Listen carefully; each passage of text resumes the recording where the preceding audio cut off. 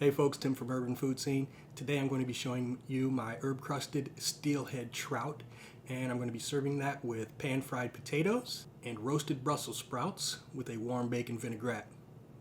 Hope you like it. Take a quick look. We'll be back in a second.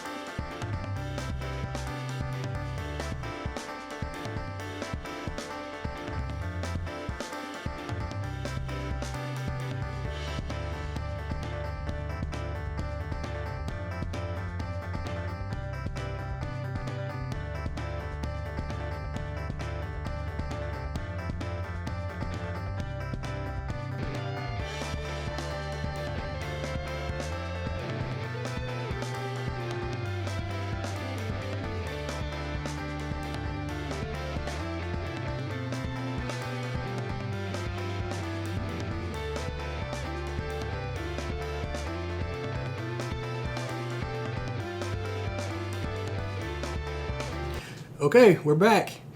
Well, that was the herb-crusted steelhead trout with pan-fried potatoes and roasted Brussels sprouts with a warm bacon vinaigrette. Well, if you like this recipe, go ahead and hit that subscribe button, hit the like, and I'll see you next time.